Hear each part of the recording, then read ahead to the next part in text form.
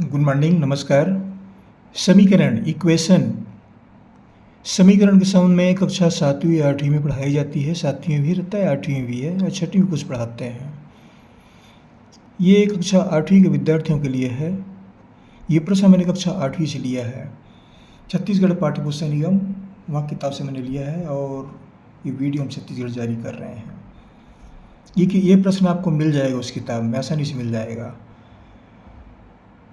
क्या प्रश्न है? दो संख्याओं में 3:5 का अनुपात है, प्रत्येक में से 4 घटाने पर यह अनुपात 5:9 हो जाता है, तो संख्याएं ज्ञात कीजिए। ये एक प्रश्न है। अब देखिए समीकरण, ये समीकरण क्या है? अध्याय का नाम है ये। इस अध्याय है, चलिए हम समीकरण अध्याय का नाम है।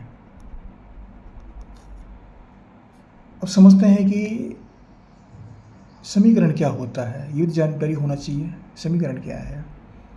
समीकरण माने दो ऐसे दो पक्ष होते हैं, उसमें दो व्यंजकों के बीच समानता का कथन, दो व्यंजकों के बीच बराबर का कथन, दो शर्तों के बीच बराबर का शर्त, वो कहलाता है समीकरण। इसमें दो पक्ष होते हैं, दो पहलू होते हैं, बाएं पक्ष दाएं पक्ष, में दो पक्ष होते हैं, यही इसकी पहचान है। ये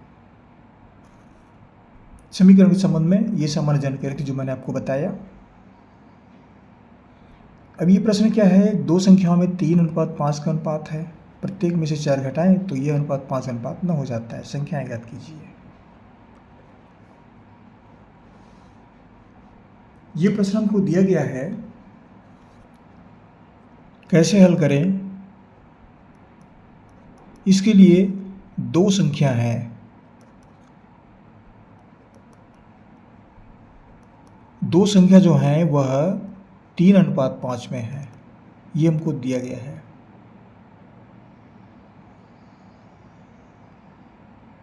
प्रत्येक में 4 घटाते हैं तो ये 5:9 हो जाता है।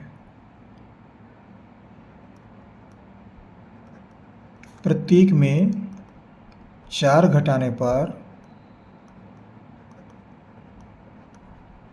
ये हो जाता है 5:9, ये हो जाता है, ये इस अनुपात में आ जाता है। ये इसमें दो संख्या दिया गया तो हम ये दोनों संख्या तुमको मिल जाएगा। ये अनुपात है, ये निश्चित मान नहीं है, लेकिन एक अनुपात है ये।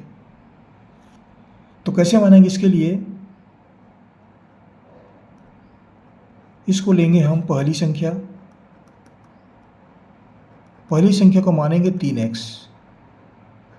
यहाँ 3 दिया है तो 3x मानेंगे, अगर 2 रहता तो 2x मानते, 6 रहता 6x मानते। अब यहाँ ये दूसरी संख्या है, ये 5, तो इसको मानेंगे हम 5x।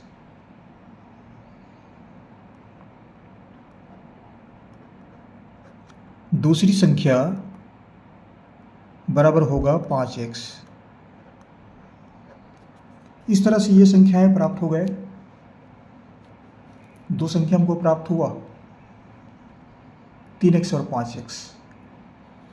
फिर कहते हैं कि इन दोनों संख्याओं का अनुपात जो है वह 3:5 के बराबर है, इसके बराबर है,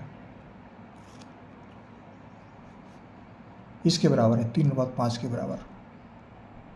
तो क्या करेंगे? इसमें से 4 घटाते हैं, प्रत्येक में से 4 घटाने पर 5:9 हो जाता है, तो इसमें से दोनों में 4 घटाएंगे।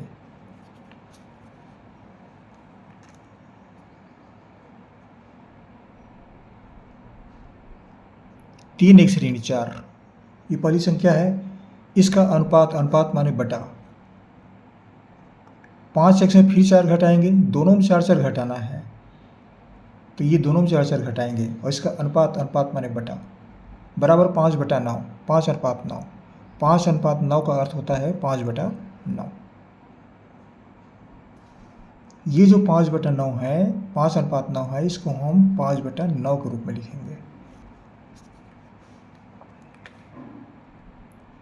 ये मान हमको प्राप्त हुआ। इसमें दो पक्ष हुए, बराबर के इधर को हम दायां पक्ष बोलते हैं, बराबर के इधर को बायां पक्ष बोलते हैं। ये बायां पक्ष है और ये दायां पक्ष है, दो पक्ष प्राप्त होते हैं। तो ये दो शर्त हुए, दो कथन हुए, दो समानता का कथन हुआ। यहाँ पर दो बीजी बीजक हुए, दोनों कथन बराबर हैं। अब क्या करेंगे, इसको तिर्यक गुणा करते हैं।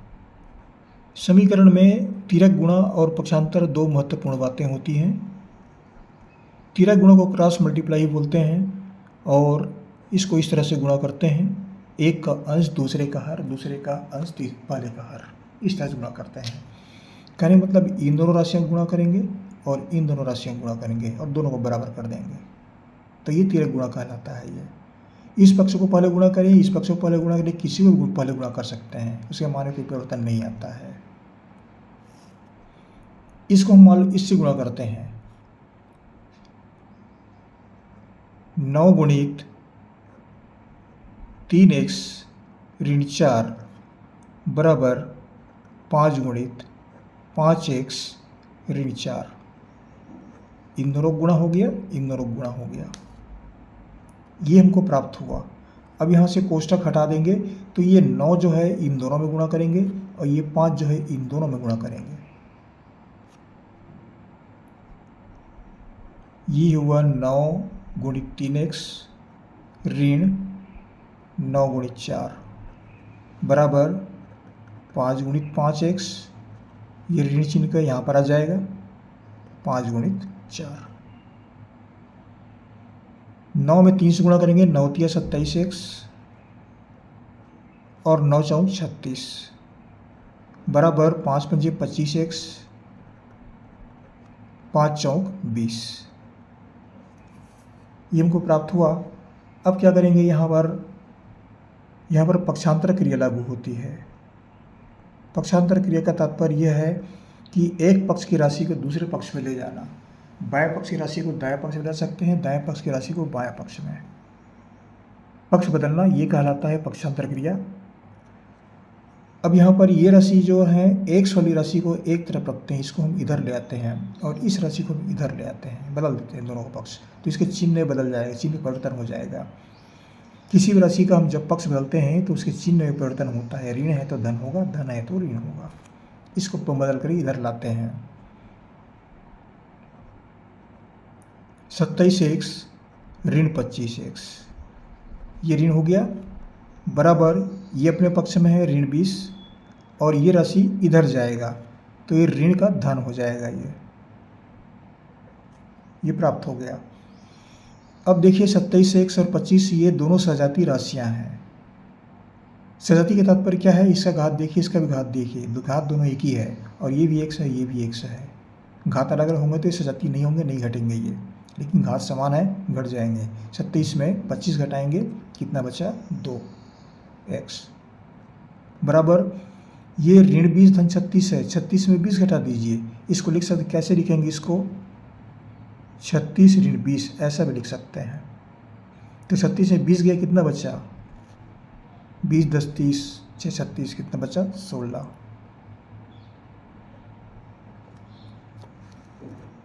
अब x बराबर कितना होगा, x बराबर 16/2, 2 से घटा देंगे, 2 एकम 2, 2 अट्ठे 16, x बराबर 8।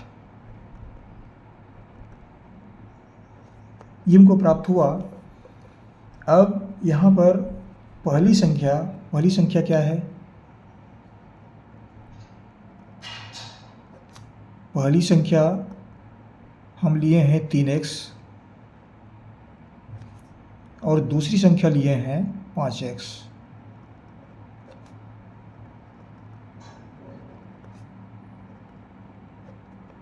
अब यहाँ पर x का मान, ये 3x 5x कहाँ से है दिखा देता हूँ मैं। ये 3x है और ये 5x है, पहली संख्या दूसरी संख्या।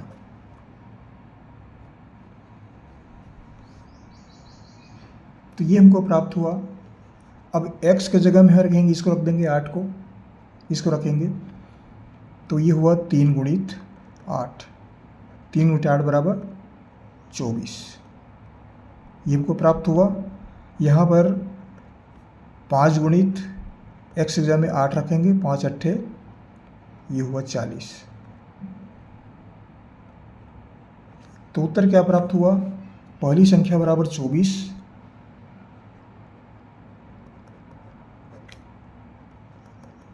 पहली संख्या का मान हमको प्राप्त हुआ 24 और दूसरी संख्या का मान प्राप्त हुआ 40। 24 और 40 ये हमको दो मान प्राप्त होते हैं।